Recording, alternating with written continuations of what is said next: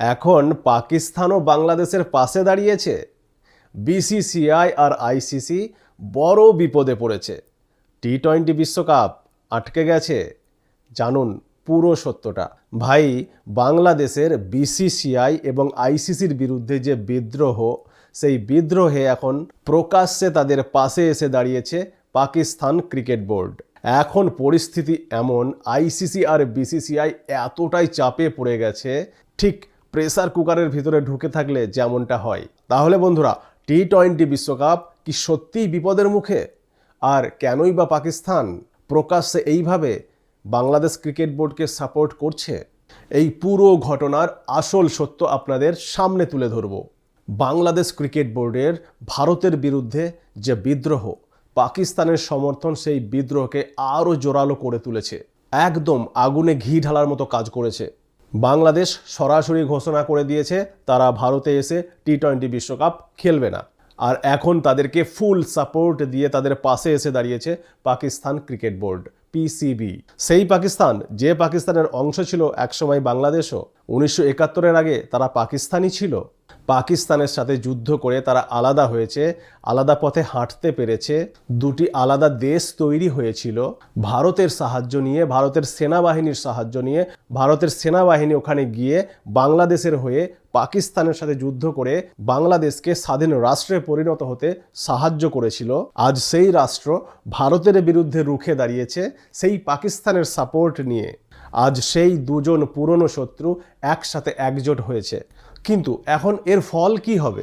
পাকিস্তান টি-20 বিশ্বকাপ ইস্যুতে পজিটিভ মনোভাব অবশ্যই দেখাচ্ছে, কিন্তু ভাই, বেশি ছাড় দিলে খুব বড় ক্ষতি হয়ে যেতে পারে।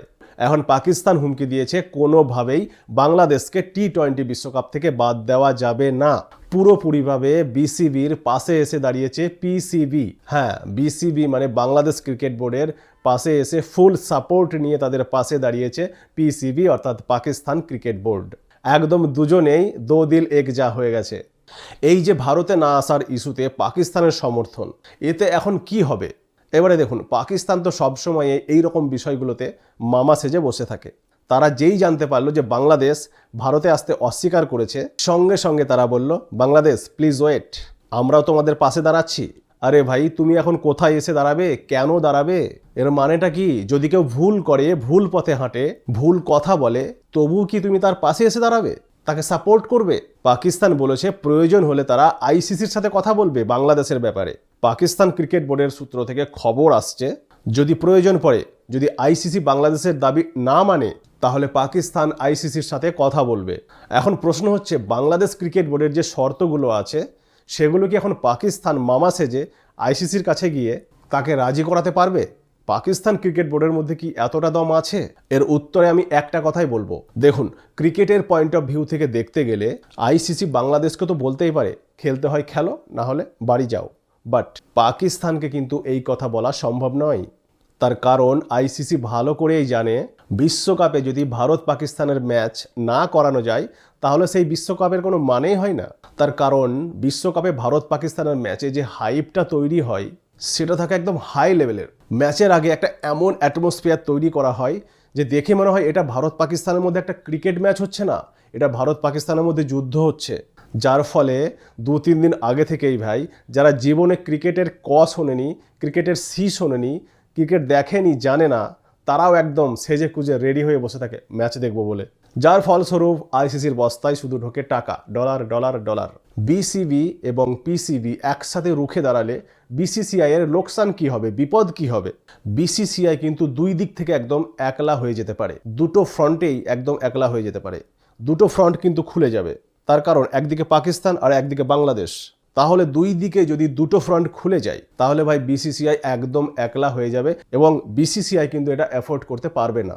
এটা বিসিসিআই এর পক্ষে অ্যাফোর্ড করা সম্ভব নয় যে দুটো প্রতিবেশী দেশ, তারা দুটোই ভারতে ক্রিকেট খেলতে আসবে না। এবারে দেখুন, ক্রিকেট খেলেই বা কটা কান্ট্রি?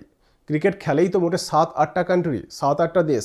তার মধ্যে আবার 4-5টা দেশই হাই কোয়ালিটির ক্রিকেট খেলে। সেই দলগুলোই হচ্ছে সব থেকে বেশি ইম্পর্টেন্ট। বাকিদের সেরকম একটা ভ্যালু নেই।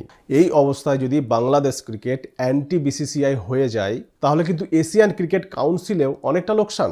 এবারে দেখুন, এশিয়ান ক্রিকেট কাউন্সিল চালানোর জন্য কিন্তু ভোটিং হয়। তা পাকিস্তান তো হামেশাই ভারতের এগেনস্টে ভোট করে আসছে।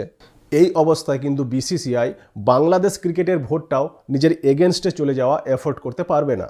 এর ফলে কিন্তু আইসিসিতেও বিসিসিআই এর ভোট কমে যেতে পারে। তার কারণ বাংলাদেশ ক্রিকেট কিন্তু সবসময় ভারতের পক্ষেই ভোট করে থাকে।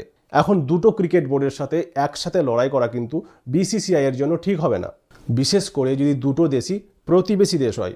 এবার পাকিস্তানের সঙ্গে সম্পর্ক তো ছাড়ুন, ওটা তো আমাদের সাথে কোনোদিনই ঠিক হবে না, তার কারণ পাকিস্তান সন্ত্রাসবাদীদের কারখানা। কিন্তু ভাই বাংলাদেশের সাথে বিসিসিআই এর উচিত দুটো বোর্ড একসাথে বসে আলোচনা করে নিজেদের মধ্যে পরামর্শ করে একটা সমাধান বের করা উচিত। এর মধ্যে তৃতীয় কোনো ক্রিকেট বোর্ডকে ঢুকতে দেওয়ার কোনো প্রশ্নই আসছে না। অবশ্যই এটা আইসিসির টুর্নামেন্ট, আইসিসিকে লাস্ট কল তো নিতেই হবে, কিন্তু আইসিসির উচিত, জয় শাহর উচিত দুটো ক্রিকেট বোর্ডকে ডেকে তাদের সাথে একসাথে সামনাসামনি বসে আলোচনা করে একটা সমাধান বের করা, যে সমাধানটা দুজনের জন্যই গ্রহণযোগ্য হবে। তার কারণ এটা শুধু টি-20 ওয়ার্ল্ড কাপের ব্যাপার নয়, এটা এশিয়া কাপেরও ব্যাপার। পরবর্তীকালে তো আমাদেরকে এশিয়া কাপও খেলতে হবে। এবার এশিয়া কাপে যদি ভারত, পাকিস্তান ও বাংলাদেশ এই তিনটে দলের মধ্যে খেলা না হয়, তাহলে আর বাঁচলো কে? শ্রীলঙ্কা আর আফগানিস্তান। এশিয়া কাপ হবে কি করে? ভাই এই প্রবলেম যদি সলভ না হয় তাহলে ভবিষ্যতে কিন্তু আরও সমস্যা বাড়বে।